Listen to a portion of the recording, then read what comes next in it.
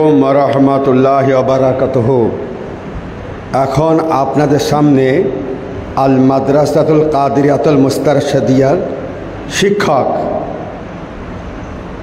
হাওড়া জেলার অন্তর্গত সাকরাইল নিবাসী জনাব মাওলানা সিরাজ আলী কাদেরী সাহেব বক্তব্য রাখবেন। এখন আপনাদের সামনে আল মাদ্রাসাতুল কাদিরিয়াতুল মুস্তারশিদিয়া শিক্ষক, হাওড়া জেলার অন্তর্গত সাকরাইল নিবাসী জনাব মাওলানা সিরাজ আলী কাদেরী সাহেব বক্তব্য রাখবেন। আসসালামু আলাইকুম ওয়া রাহমাতুল্লাহি ওয়া বারাকাতুহু।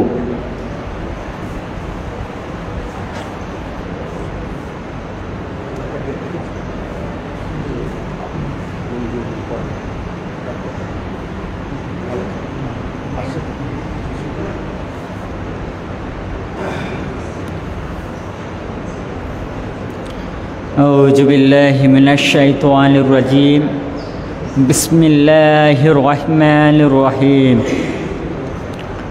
الحمد لله رب العالمين والعاقبة للمتقين والصلاة والسلام على سيد الأنبياء والمرسلين سيد الثقلين نبي الحرمين إمام القبلتين وسيلتنا في الدارين साहिब काबा कौसैन महबूब रब्बिल मशरिकैन वल मगरिबैन जद्दिल हसन वल हुसैन व मौलाना मौला थक़लैन अबिल क़ासिम मुहम्मद इब्न अब्दुल्लाह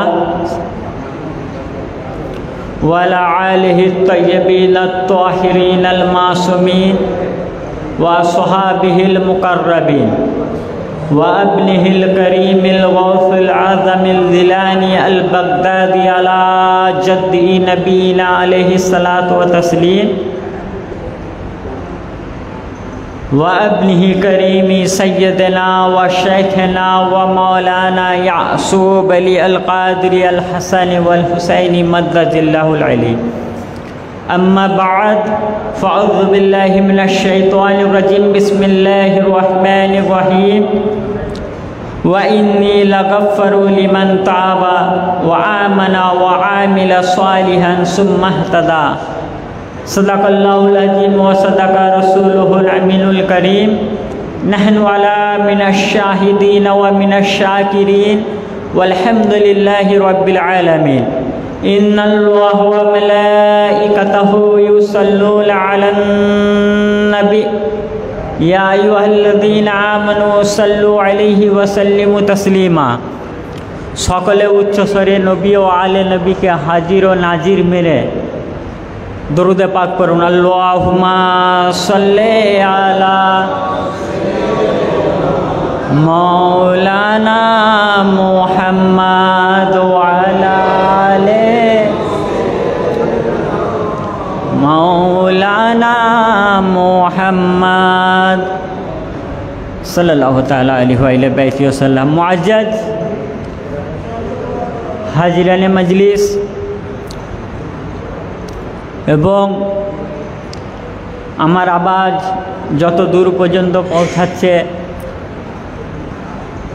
সকল পীর ভাই বোনদের জানাই আসসালামু আলাইকুম ওয়া রাহমাতুল্লাহি ওয়া বারাকাতুহু এবং পবিত্র উর্স পাকের অভিনন্দন ও মোবারকবাদ। মুআজ্জাজ সামিন কিরাম, আমি আপনাদের সামনে খুবই সংক্ষেপে কিছু আলোচনা করব। যদি আমার প্রিয় মুর্শিদ পাক নজরে করম করেন, যদি তানার দয়ার দৃষ্টি এই গুনাহগারের উপর হয়, তো দরুদে পাক পড়তে বললাম। তো দরুদে পাকের ফজিলত কি জানেন? ইমাম জাফর সাদিক আলাইহিস সালাম বলেন, যদি কোনো ব্যক্তি নবী ও আলে নবীকে ভালোবেসে একবার যদি দরুদে পাক করে তো তার 500 বছরের গুনাহ আল্লাহ তাবারক তাআলা মাফ করে দেন। কত বছরের? 500 বছরের। আচ্ছা, আপনি কি 500 বছর বাঁচবেন? বাজবেন না। কিন্তু দরুদে পাকের ফজিলত দেখেন, ইমাম পাক বর্ণনা করছেন যে একবার ভালোবেসে পড়বে। এবং আরেকটি হাদিস পাকের মধ্যে ইমাম জাফর সাদিক আলাইহিস সালাম বলছেন, যদি কোনো ব্যক্তি বৃহস্পতিবার আসরের পর থেকে জুম্মার দিনের আসরের আগ পর্যন্ত যদি কোনো ব্যক্তি নবী ও আলে নবী পাককে ভালোবেসে যদি 100 বার দরুদ পড়ে, তো আল্লাহ তাবারক তাআলা তার 100টা মনের ইচ্ছাকে পূরণ করে দেয়। তো দরুদে পাকের ফজিলত কত! দরুদে পাকের এত ফজিলত যে বলে বর্ণনা করা যাবে না। আপনি যে দোয়া করছেন, অনেকের অবজেকশন থাকে আমরা দোয়া করি, অনেকের আকাঙ্ক্ষা 1000টা দোয়া করলাম, একটা দোয়া কবুল হলো, 100টা দোয়া করলাম, একটা দোয়া কবুল হলো, এবং 99টা দোয়া কবুল হলো না। অনেকের মনের হয়তো, আমাদেরও হয়, অনেক দোয়া করি আল্লাহর কাছে, আল্লাহ আমাদের এই দেন, হে আল্লাহ আমাদের এই দেন, সমস্ত কিছু চাই, তো চাবার পরও পাই না। কেন পাই না? কেন পাই না? নিশ্চয়ই আমাদের চাওয়ার মধ্যে ভুল আছে, নিশ্চয়ই সেই কারণে পাই না। তো ইমাম হাইসেমি রহমতুল্লাহ আলাইহি তাঁর মজমাউজ জাওয়ায়েদ খণ্ড নম্বর 9 পৃষ্ঠা নম্বর খণ্ড নম্বর 10 পৃষ্ঠা নম্বর 168 মধ্যে মাওলা আলী আলাইহিস সালাম থেকে বর্ণনা করেন। তো ইমাম আলী আলাইহিস সালাম বলেন, আন আলী আলাইহিস সালাম কুল্লু দুআইন মাহজুবুন আনিস সামাই হাত্তা ইউসাল্লি আলা মুহাম্মাদিন ওয়া আলা আলে মুহাম্মাদিন। যে ইমাম আলী আলাইহিস সালাম বলছেন যে সমস্ত দোয়া আসমানে ঝুলন্ত অবস্থায় থাকে। কোথায়? আসমানে। বলছেন সমস্ত দোয়া আসমানের ঝুলন্ত অবস্থায় থাকে। কতক্ষণ পর্যন্ত? হাত্তা ইউসাল্লি, যতক্ষণ পর্যন্ত তোমরা নবী এবং আলে নবীর উপর দরুদ পাক করবে। কতক্ষণ পর্যন্ত আসমানের ঝুলন্ত অবস্থায় থাকবে? আমরা দোয়া করছি যে আল্লাহ, আমরা আজ উর্স পাকে এসেছি, তো কত মনের আশা নিয়ে চাইছি, তো যে গৌসে সানি পাক আমার চাকরি হোক, আমার কাজ হোক, আমি পরীক্ষায় পাস করতে পারি, আমাকে সন্তান দান করেন, আমরা এত কিছু দোয়া চাইছি। তো ইমাম আলী আলাইহিস সালাম বলছেন, তো আপনারা যতই দোয়া চাইছেন সব দোয়া সেই আসমানের মধ্যে ঝুলন্ত অবস্থায় আছে। কখন পর্যন্ত? যতক্ষণ না তোমরা নবী এবং আলে নবীর উপর দরুদ পড়বে। যতক্ষণ দরুদ পড়বে না ততক্ষণ ঝুলন্ত অবস্থায়। যখনই দরুদ পড়ে নেবে সেই দোয়াটা আসমানে আরশে আজিমে চলে যাবে। আল্লাহ তাবারক তাআলা কি করে নেন? কবুল করে নেন। তো দরুদে পাকের ফজিলতে এবং হাদিস পাকের মধ্যে রয়েছে, যখনই দোয়া চাইবেন প্রথমে বিসমিল্লাহ শরীফ পড়লেন, তারপরে দরুদে পাক পড়লেন, এবং দোয়া শেষ করার আগেও দরুদে পাক পড়ার কথা বলা হয়েছে। কারণ কি? কারণ একটাই, যে সমস্ত দোয়াকে কবুল করাই কে? দরুদে পাক। তো যাই হোক, আর একবার নবী ও আলে নবী পাককে হাজির নাজির জেনে দরুদে পাক করুন। আল্লাহুম্মা সাল্লি আলা সাইয়্যিদিনা ওয়া মাওলানা ওয়া নাবিয়িনা ওয়া শাফিয়িনা মুহাম্মাদিন মাদিনিল জুদ ওয়াল কারাম ওয়া আলা আলিহি ওয়া সাহাবিহি বারিক ওয়া সাল্লিম ওয়া আলা সাইয়্যিদিনা আল গাউসুল আজম ওয়া আলা আওলাদিহি সাইয়্যিদিনা আল মুরশিদিনা আল মুকাররম। মুআজ্জাজ সামিঈ কিরাম, আমি আপনাদের সামনে যে আয়াত পাকটা তেলাওয়াত করেছি, সেই আয়াতে পাক হচ্ছে সূরা তহার 82 নম্বর আয়াত পাক। এই আয়াত পাকের মধ্যে আল্লাহ তাবারক তাআলা বলছেন, ওয়া ইন্নী লাগাফফারু লিমান তাবা ওয়া আমানা ওয়া আমিলা সালিহান। বলছেন, আল্লাহ বলছেন, নিশ্চয়ই আমি অত্যাধিক ক্ষমা করনেওয়ালা। কি বলছে? অনেক বেশি ক্ষমা করনেওয়ালা। কাদের? লিমান তাবা, যারা তবা করেছে, ওয়া আমানা, যারা ঈমান এনেছে, ওয়া আমিলা সালিহান, এবং যারা সৎ কাজ করেছে, সুম্মা তাদা, তারপর যারা হেদায়েতে রয়েছে। হেদায়েতে রয়েছে। তো আমার বক্তব্যের বিষয়বস্তু হচ্ছে যে আমরা হেদায়েত পাবো কি করে, এবং হেদায়েত পাবার পর সেই হেদায়েতের উপর থাকবো কীভাবে। দুটাই ইম্পর্টেন্ট। একটা হেদায়েত পাওয়াটা যেমন ইম্পর্টেন্ট, সেই রকম হেদায়েতের উপর মৃত্যু আগ পর্যন্ত থাকাও ইম্পর্টেন্ট।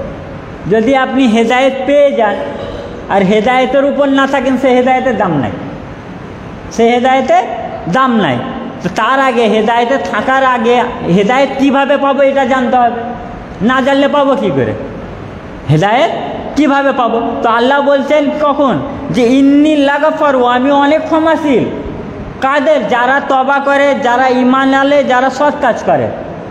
সৎ কাজ করে এই চারটে কাজ করে, যারা ঈমান আনে, যারা তবা করে এবং যারা সৎ কাজ করে। এই তিনটে কাজ যারা করে, করার পর যারা হেদায়েতের উপর থাকবে তাদের ক্ষমা করুন, তাদের প্রতি আমি বেশি ক্ষমাশীল।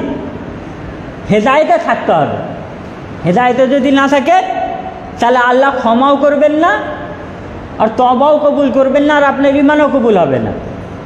কারণ আল্লাহ শেষে এই শর্ত লাগিয়েছে সুম্মা ইহতাদা, হেদায়েতে থাকলে। তো এই আয়াত পাকের তাফসীরের মধ্যে ইমাম হাকিম মুস্কাহানি রহমতুল্লাহ আলাই তানার লেখা কিতাব সওয়াহিদুত তানজিল খণ্ড নম্বর 1 পৃষ্ঠা নম্বর 377 মধ্যে, এবং ইমাম আবু নাঈম ইসফাহানি রহমতুল্লাহ আলাই মানাজ্জালা মিলাল কুরআনে ফি আলির মধ্যে পৃষ্ঠা নম্বর 143 রওয়ায়াত করেন আন জাবিরিন ওয়া আন আবি জাফরিন ফি কওলুহু ওয়া ইন্নী লাগাফারু লিমান ক্বালা ইলা ওয়ালায়াতুন আহলাল বাইতি। হযরতে জাবির এবং ইমাম জাফর সাদিক আলাইহিস সালাম বলছেন যে আল্লাহ তাবারক তাআলা যে আয়াত পাকে বললেন যে আমি অনেক বেশি ক্ষমা করনেওয়ালা। কাদের? যারা তওবা করে, যারা ঈমান আনে, যারা সৎ কাজ করে। সুম্মা ইহতাদা, যারা হেদায়েতের উপর থাকলো। তো ইমাম জাফর সাদিক আলাইহিস সালাম বলছেন যে হেদায়েতের উপর থাকলো মানে হেদায়েতে কারা থাকবে?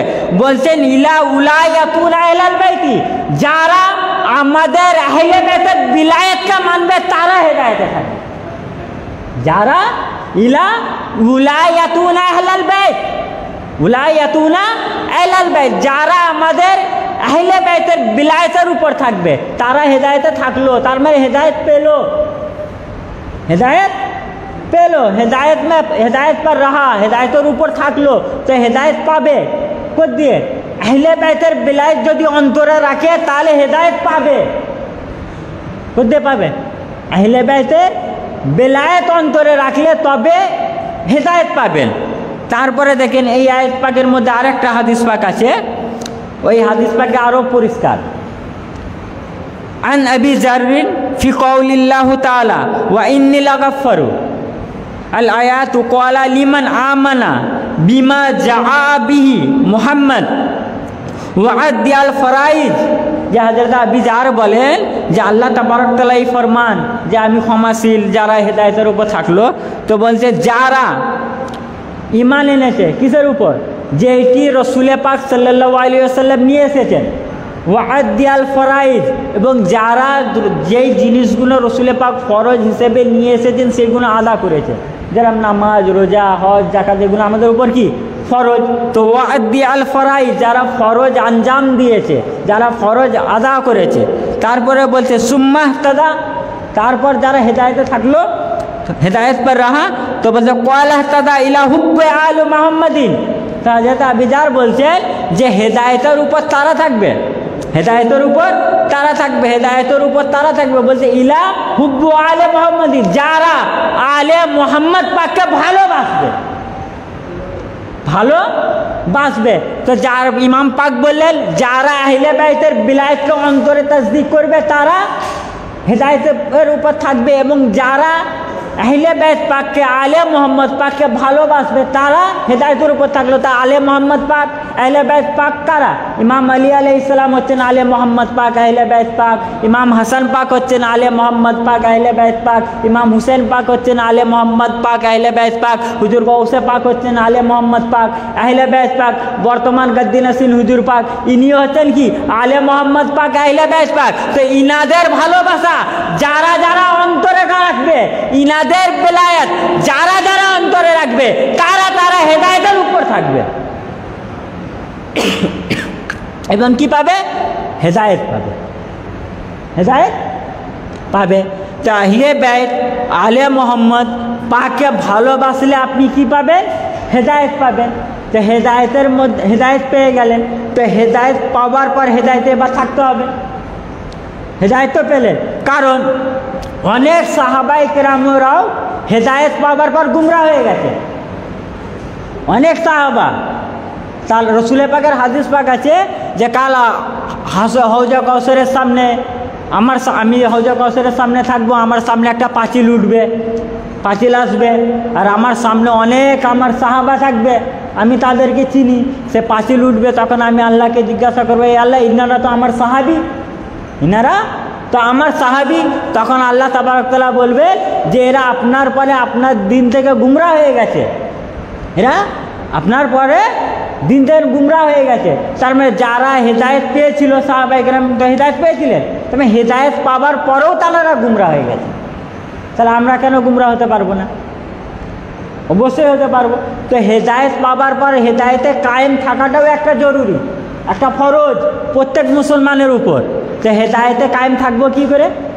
সেই কথাটা সূরা আলে ইমরানের মধ্যে আল্লাহ তাবারক তাআলা বলছেন কি, ওয়াতাসিমু বিহাবলিল্লাহি জামিয়ান ওয়ালা তাফাররাকু, আর তোমরা সমবেতভাবে আল্লাহর রশ্মিকে দৃঢ়ভাবে আঁকড়ে ধরো এবং পরস্পর বিচ্ছিন্ন হও না। সূরা আলে ইমরান 103 নম্বর আয়াত পাকের মধ্যে আল্লাহ তাবারক তাআলা বলছেন যে আল্লাহর রশ্মি, আল্লাহ বলছেন ওয়াতাসিমু বিহাবলিল্লাহ, যেটা আল্লাহর রশ্মি, সেই আল্লাহর রশ্মিকে তোমরা আঁকড়ে ধরো মজবুতের সাথে। আল্লাহ তাবারক তাআলা নিজের বান্দাদের হুকুম দিচ্ছেন, কেন? ওই রশ্মিটাকে আঁকড়ে ধরলে আমরা বিচ্ছিন্ন হব না, আলাদা হব না, দলাদলি হব না, একই জায়গায় সমবেত থাকবো। আজ যে দেখেন ইসলামের মধ্যে 73টা ফিরকা হয়েছে, 73টা ফিরকা, একটা ফিরকা জান্নাতি যাবে, 72টা ফিরকা কি জাহান্নামী। তো 73টা ফিরকা হয়েছে কেন, হবে কেন? এই কারণে যে তারা আল্লাহর রশ্মিকে আঁকড়ে ধরেন। আল্লাহ তো বলছেন ওয়াতাসিমু বিহাবলিল্লাহ জামিয়ান ওয়ালা তাফাররাকু, যে তোমরা আল্লাহর রশ্মিকে মজবুতির সাথে আঁকড়ে ধরো এবং নিজেদের মধ্যে দলাদলি করো না। তো যারা আর যে বিভিন্ন দল হয়েছে, তবলিগ জামাত হয়েছে, ওয়াহাবি হয়েছে, যত মতদর্শ হয়েছে, একমাত্র কারণ হচ্ছে আল্লাহর রশ্মিকে আঁকড়ে ধরে না বলে, আল্লাহর রশ্মিকে ছেড়ে দিয়েছে বলে, ছেড়ে দেওয়ার কারণে দল হয়ে গেছে। তো সেই আল্লাহর রশ্মিকে এই আয়াত পাকের তাফসিরে ইমাম সাআলবী রহমাতুল্লাহ আলাইহি তানার লেখা কিতাব তাফসিরে সাআলবীর মধ্যে লিখেন, আনিল ইমাম জাফর ইবনে মুহাম্মদ ক্বালা নাহনু হাবলুল্লাহিল্লাযী ক্বালাল্লাযী ওয়াতাসিমু বিহাবলিল্লাহি জামিয়ান ওয়ালা তাফাররাকু, যে ইমাম জাফর সাদিক আলাইহিস সালাম বলেন যে আমরা আল্লাহর সেই রশ্মি, আমরা আল্লাহর সেই রশ্মি, যে রশ্মিটি ধরার আল্লাহর হুকুম দিয়েছেন, আল্লাহ হুকুম দিয়েছেন, আমরা হচ্ছে আল্লাহ সেই রশ্মি, যেই রশ্মিকে সম্পর্কে আল্লাহ বলেন ওয়াতাসিমু বিহাবলিল্লাহ, যে তোমরা আল্লাহর রশ্মিকে ধরো। তো ইমাম পাক বলছেন ওই রশ্মিটা হচ্ছে আমরা, আমাদেরকে আঁকড়ে ধরো, আমাদেরকে আঁকড়ে ধরো। তো এই আল্লাহর রশ্মি কারা কারা? ইমাম পাকগণ, আহলে বাইত পাক, ওনারা হচ্ছেন আল্লাহর রশ্মি। হুজুর গাউসে সানি পাক ইনি হচ্ছেন আল্লাহর রশ্মি, ইনি হচ্ছেন আল্লাহর রশ্মি। তো আল্লাহ তাবারক তাআলা আহলে বাইত পাককে ধরতে বলেছেন, কেন ধরতে বলেছেন? এই আয়াত পাক থেকে এবং এই আয়াতের হাদিস থেকে এটা বোঝা গেল যে আহলে বাইত পাক হচ্ছেন আল্লাহর রশ্মি। তো এবার এই রশ্মিকে ধরলে কি হবে? কি হবে? কোনো তো কারণ না। ধরেন আমি যদি কোনো কাজ করছি, এই কাজের অন্য কিছু কারণ আছে না। আমি যে এখানে এসেছি এর কারণ কি? ওয়াজ করা। উর্স পাকে এসেছি, হুজুর পাকে দয়া হয়েছে, ওয়াজ করছি। তা আপনারা এসেছেন এইখানে জিয়ারত পাক করতে, কারণ এটা এসেছেন কিসের জন্য? উর্স পাকে জিয়ারত পাক করছে। তো আল্লাহ যে বললেন এই রশ্মিকে ধরো, আর ইমাম পাক বললেন ওই রশ্মি আমরা, তো ধরার কারণ কি? ধরলে কি হবে? তো এই কথাটা ধরলে কি হবে, এই উত্তর হাদিস পাকে রসুল পাক সাল্লাল্লাহু আলাইহি ওয়াসাল্লাম দিয়েছে। আমি খুবই শুধু হাদিস পাকগুলো আপনাদের সামনে তুলে ধরছি, বিস্তারিত যাচ্ছি না যেহেতু টাইম কম। তো মুজামুল কবিরের মধ্যে ইমাম তাবরানী রহমতুল্লাহ আলাইহি লেখেন, খণ্ড নম্বর 5 পৃষ্ঠা নম্বর 166, হাদিস নাম্বার 4971 মধ্যে, এবং ইমাম জালালউদ্দিন সুয়ুতী রহমতুল্লাহ আলাইহি তানার লেখা কিতাব তাফসিরে দুররে মনসুর খণ্ড নম্বর 2 পৃষ্ঠা নম্বর 285 মধ্যে বলছেন, আন যায়েদ ইবনে আরকামা ক্বালা নবী সাল্লাল্লাহু আলাইহি ওয়াসাল্লাম, হযরত যায়েদ ইবনে আরকাম রাদিয়াল্লাহু তাআলা আনহু বলেন যে হযরত আল্লাহর নবী সাল্লাল্লাহু আলাইহি ওয়াসাল্লাম বলেছেন, উনজুরু কাইফা তাকফুলুনি ফি সাকালাইন, যে আমি তোমাদের মাঝে দুটো ভারী বস্তু রেখে যাচ্ছি, দেখবো তোমরা কেমন ব্যবহার করো। তো ফানাদা মুনাদিন, তো কেউ বন্যাওয়ালা বলল, ওয়া মা সাকালাইন ইয়া রাসূলুল্লাহ, সেই ভারী বস্তু দুটি কি? রসুল পাক যখন বললেন যে আমি তোমাদের মাঝে দুটি ভারী বস্তু রেখে যাচ্ছি, দেখবো তোমরা কেমন তার সাথে ব্যবহার করো, তখন কেউ বলনেওয়ালা সাহাবা ইকরাম, যেহেতু রসুল পাক বলছেন মানে কাদের সামনে? সাহাবা ইকরামের সামনে বলছেন, সাহাবা ইকরামের সামনে ওয়াজ করছেন। তো তখন সাহাবা ইকরাম জিজ্ঞাসা করলেন, ইয়া রাসূলুল্লাহ, সেই দুটি ভারী বস্তু কি? ক্বালা কিতাবুল্লাহি তারাফুন বিয়াদিল্লাহি ওয়া তারাফুন বিআইদিকুম। তখন রসুল পাক সেই উত্তরে বললেন যে তার মধ্যে প্রথম হচ্ছে আল্লাহর কিতাব কুরআনে পাক। কুরআনের পাকের একদিক আল্লাহর কুদরতি হাতে আছে এবং একটা দিক তোমাদের হাতে আছে। কে বলছেন? রসুল পাক। কি বলছেন? ক্বালা কিতাবুল্লাহি তারাফুন বিয়াদিল্লাহি, এক তরফ আল্লাহর কাছে আছে, আল্লাহ কিতাবের এক তরফ আল্লাহর হাতে আছে, ওয়া তারাফুন বিআইদিকুম, এবং এক কোরআন পাকের এক তরফ তোমাদের হাতে আছে। নাব্বানি ফাস্তামসিকু বিহি লা তাদিল্লু, যে তোমরা যদি তাকে আঁকড়ে ধরো, তামাক্স করে লাও, লা তাদিল্লু, কখনো তোমরা গুমরা হবে না। ওয়া আখিরু ইতরাতি, এবং শেষটি হচ্ছে আমার ইতরাত, আমার আহলে বাইত। শেষ কি? যে দুটো জিনিস বললেন, যে দুটো ভারী জিনিস তোমাদের মাঝে রেখে গেলাম, একটি হচ্ছে কুরআন, একটি হচ্ছে আহলে বাইত। একটি আল্লাহর হাতে আছে, কুরআন পাকের এক তরফ আল্লাহর হাতে, এক তরফ তোমাদের হাতে, এবং দ্বিতীয়টি হচ্ছে আমার আহলে বাইত। তারপরে কি বলছেন শুনুন, রসুল পাক বলছেন, ওয়া ইন্নাল লাতিফাল খাবিরা নাব্বানি, যে আল্লাহ তাবারক তাআলা যিনি লতিফ ও খবির, আমাকে খবর দিয়েছেন, আমাকে সংবাদ দিয়েছেন কি?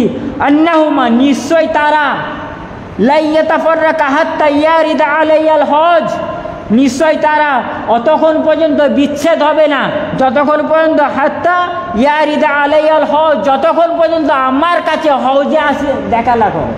কোথায়? হৌজে কাউসারে এসে আমার সাথে দেখা না করে। সাআলতু রাব্বি, এবং আমি আমার রবকে, আমার পালনকর্তাকে, আমার আল্লাহকে কাছে চেয়েছি, যালিকা লাহুমা, কাদের জন্য? সেই দুটি বস্তুর জন্য, আহলে বাইত এবং কুরআন পাকের জন্য চেয়েছি কি? ফালা তাকাদ্দুমুহুমা ফাতাহলিকু, রসুল পাক হুঁশিয়ার করছেন যে আমি চেয়েছি আল্লাহর কাছে এটা কুরআন এবং আহলে বাইতের জন্য কি? যে তোমরা কুরআন এবং আহলে বাইতের আগে যেও না, যদি কুরআন এবং আহলে বাইতের আগে বারো, ফাতাহলিকু, তোমরা গুমরা হয়ে যাবে, তোমরা হালাক হয়ে যাবে। কি হয়ে যাবে? ফাতাহলিকু, তোমরা ধ্বংস হয়ে যাবে। ওয়ালা তাকসুরু আনহুমা ফাতাহলিকু, তোমরা তাদের চেয়ে পেছনে রয়ে যাও না, তাহলে তোমরা হালাক হয়ে যাবে। ওয়ালা তুআল্লিমুহুম, তোমরা তাদের শেখাতে যেও না, তাদের জ্ঞান দিতে গিয়েও না। ফাইন্নাহুম আ'লামু মিনকুম, নিশ্চয় তারা তোমাদের চেয়েও বেশি জানে। তাদের চেয়ে, আমাদের চেয়ে। রসুল পাক কাদের বলছেন? সাহাবা ইকরামকে বলছেন যে তোমরা আহলে বাইতের আগে চলে যেও না, যদি আগে যাও তাহলে গোমরা হয়ে যাবে। কি হয়ে যাবে? গোমরা হয়ে যাবে। এবং তোমরা কি করো, হ্যাঁ আমার সাহাবা, তোমরা আহলে বাইতের পেছনে থেকো না, পেছনে থাকলেও গোমরা হয়ে যাবে। তোমরা যে ভাবো যে আমার আহলে বাইতে তোমরা বেশি জ্ঞানী, মানুষ তো ভাবে। সাহাবা ইকরামকে রসুল পাক এইটাই বোঝাতে চাইছেন যে তোমরা যে ভাবো যে তোমরা আহলে বাইতে পাক চেয়ে বেশি জ্ঞানী, মাওলা আলী আলাইহিস সালাম চেয়ে বেশি জ্ঞানী, তো তোমরা তাদের শিক্ষা দিতে গেও না। কারণ কি? তারা তোমাদের চেয়েও বেশি জানে, তোমাদের চেয়েও বেশি জানে। যদি তোমরা শিক্ষা দিতে যাও তবেও গুমরা হয়ে যাবে। তবে কি হয়ে যাবে? গুমরা হয়ে যাবে। তারপরে দেখেন আরেকটি হাদিস পাক শোনেন, তারপরে এই হাদিস পাকটার আরেকটু ব্যাখ্যা করব। ইমাম আহমদ বিন হাম্বল মুসনাদের মধ্যে লিখেছেন, খণ্ড নম্বর 5 পৃষ্ঠা নম্বর 181 মধ্যে। ইমাম হাইসামি মাজমাউজ জাওয়াইদ খণ্ড নম্বর 9 পৃষ্ঠা নম্বর 162 মধ্যে। জালালউদ্দিন সুয়ুতি রহমতুল্লাহ আলাইহি লেখা ইয়া আল মাইয়িতি ফি ফাজাইল আহলিল বাইত, পৃষ্ঠা নম্বর 56 38, হাদিস নম্বর 56, কিতাবের নাম দেখেন। ইমাম জালালউদ্দিন সুয়ুতী রহমাতুল্লাহ আলাইহি কিতাব লিখছেন, কিতাবের নাম দিচ্ছেন হিয়া আল মাইয়াত বিফজাইল আহলে বাইত। বলছেন বইয়ের নামই হচ্ছে এটাই যে আহলে বাইতের ফজাইল, মৃতকে জীবিত করে দেয়। কিতাব পাকের নামই এটাই যে আহলে বাইতের ফজাইল পাক মৃতকে জীবিত করে দেয়। সেই কিতাবের মধ্যে লিখছেন, এবং এই হাদিসটা সহি হাদিস, সমস্ত রাবি শিক্ষা বলছে আন যায়েদ ইবনে সাবিতিন ক্বালা ক্বালা রাসূলুল্লাহ সাল্লাল্লাহু আলাইহি ওয়াসাল্লাম ইন্নী তারিকুন ফিকুম খলিফাতাইন। হযরত যায়েদ বিন সাবিত রাদিয়াল্লাহু তাআলা আনহু বলেন যে রাসূল পাক সাল্লাল্লাহু আলাইহি ওয়াসাল্লাম বলেছেন যে আমি তোমাদের মাঝে দুটো খলিফা রেখে যাচ্ছি। কি রেখে যাচ্ছি? দুটি খলিফা রেখে যাচ্ছি। কিতাব আল্লাহ হাবলুল মামদুদুল মা বাইনাস সামাই ওয়াল আরদে, তাদের মধ্যে প্রথমটি হচ্ছে আল্লাহর কিতাব, যিনি যে কিতাবটি আসমান থেকে জমিনের মধ্যে আল্লাহর ঝুলন্ত রশ্মি। ওয়া ইতরাতি আহলে বাইতি, এবং দ্বিতীয়টি হচ্ছে আমার আহলে বাইত। দ্বিতীয়টি কি? আমার আহলে বাইত। তো রাসূল পাক কি বললেন? আমি তোমাদের মাঝে দুটি খলিফা রেখে যাচ্ছি। খলিফা তো আজ কিছু মানুষ বলে না যে নবী পাক খলিফা করে যাননি, বলে তো যে রাসূল পাক কাউকে খলিফা করে যাননি। তো উম্মতের মধ্যে ছেড়ে দিয়েছেন সূরার মধ্যে যে 5 জন বসে পঞ্চায়েত করে যাকে চাইবে তাকে খলিফা করে দেবে। রাসূল পাক খলিফা রেখে যাননি, কিন্তু রাসূল পাক পরিষ্কার বলছেন যে আমি তোমাদের মাঝে দুটো খলিফা রেখে যাচ্ছি। প্রথম খলিফা হচ্ছে আল্লাহর কিতাব, দ্বিতীয়টি হচ্ছে আমার আহলে বাইত। এই দুটি হচ্ছে তোমাদের খলিফা। এই দুটি কি? তোমাদের খলিফা। আর এই দুটি কি যদি আঁকড়ে ধরো তারা তোমরা কি হবে? লান্তা দিল্লু, তোমরা গুমরা হবে না। অন্য এক হাদিস পাকের মধ্যে রয়েছে যে মাইন আখাজতুম বিহি, যদি তোমরা আঁকড়ে ধরো লান্তা দিল্লু, তোমরা কখনো গুমরা হবে না। রাসূল পাক বলছেন। আচ্ছা, এর আগের হাদিস পাকের মধ্যে কি বললেন? যে তোমরা তাদের চেয়ে আগেই যেও না, আগে যেও না, তাহলে তোমরা কি হয়ে যাবে? গুমরা হয়ে যাবে। আচ্ছা, এইখানে রাসূল পাক খলিফা করে গেলেন কাকে? আহলে বাইত পাককে এবং কোরআন পাককে রাসূল পাক খলিফা করে গেলেন। তো রাসূল পাকের খলিফা করে যাবার গেলেন আহলে বাইতকে, আর কিছু মানুষ আহলে বাইতকে রেখে আগে খলিফা হয়ে গেল। তাহলে এই হাদিস পাক মতে কি হলো? যারা আবার পেছনে রয়ে গেল তারা, এবং যারা বলে যে রাসূল পাকের খলিফার প্রথম হক আহলে বাইত পাকে ছিল না, আহলে বাইত পাক খলিফা হতে পারে না, তো রাসূল পাকের যে এই হাদিস পাকের শেষ ভাগটাই বলে দিলেন যে তোমরা তাদেরকে শেখাতে যেও না, কারণ তারা তোমাদের চেয়ে বেশি জানে। তো ইমাম আলী আলাইহিস সালাম নাহজুল বালাগার মধ্যে বলছেন যে খিলাফতের হক আমার ছিল, খিলাফতের হক আমার ছিল। এবং কি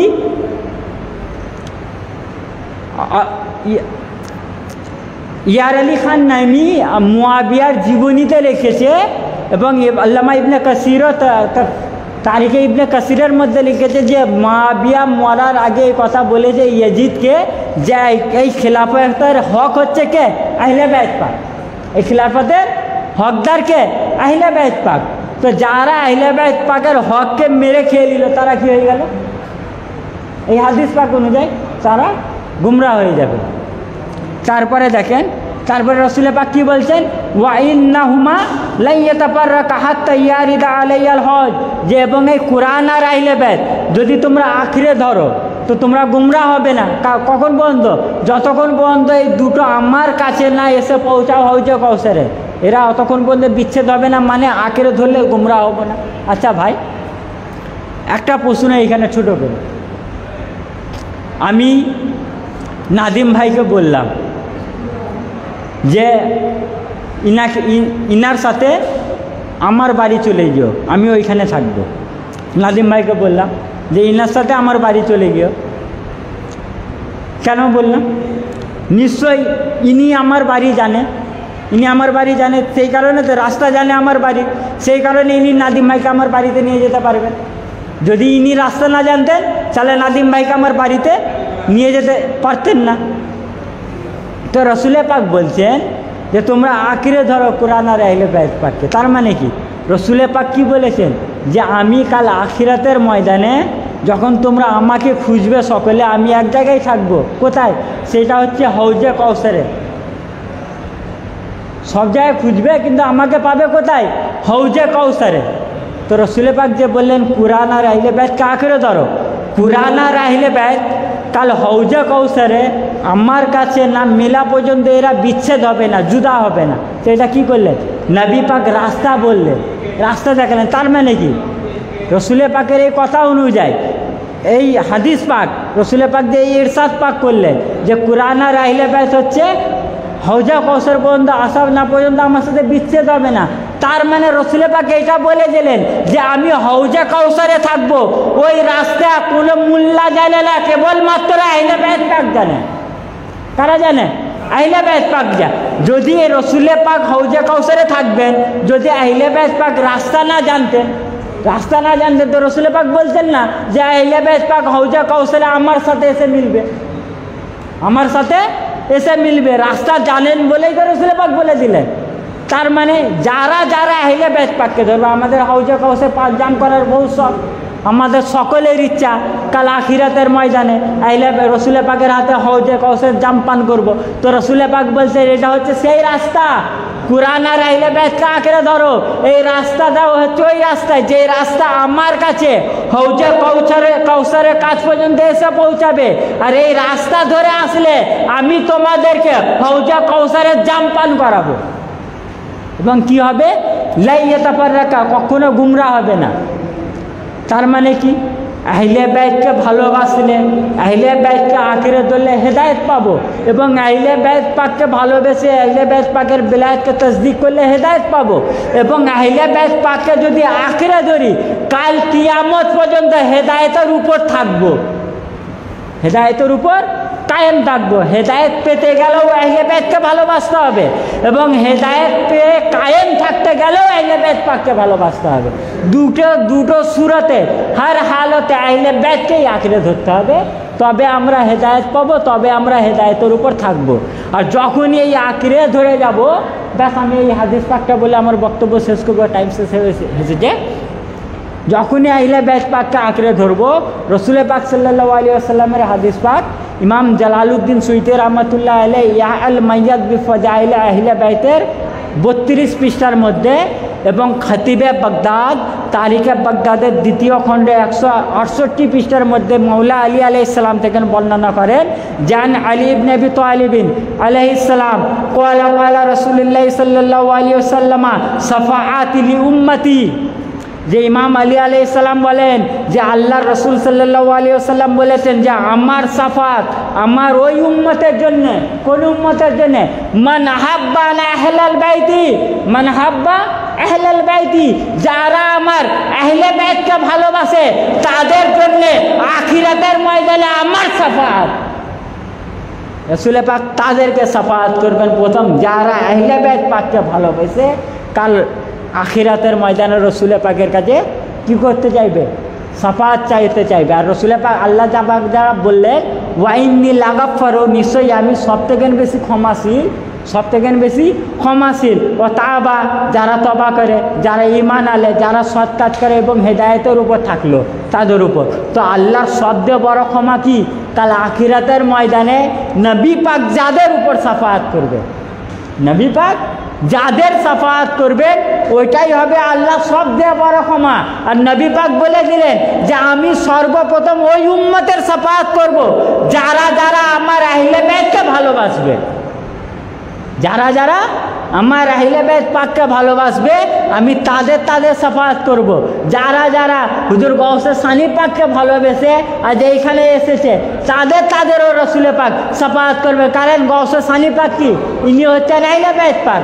ইনাদের ভালোবাসা নিয়ে যারা ইন্তেকাল করবে রসুল পাক বলছেন তাদের সাফাত করবে। তাদের কি করবেন? সাফাত করবেন। তো আহলে বাইত পাক, আহলে বাইত পাক আলাইহিস সালামের ভালোবাসা হচ্ছে হেদায়েত পাবা। আহলে বাইত পাক আলাইহিস সালামের ভালোবাসা হচ্ছে হেদায়েতের উপর কায়েম থাকা। তো আজ আমরা আহলে বাইত পাকের তার উর্স পাকে এসেছি, ইনিও আহলে বাইত পাক। তো আহলে বাইত পাকের উর্স পাকে এসেছি। তো এই দ্বারে আমরা যা চাইব তাই পাবো।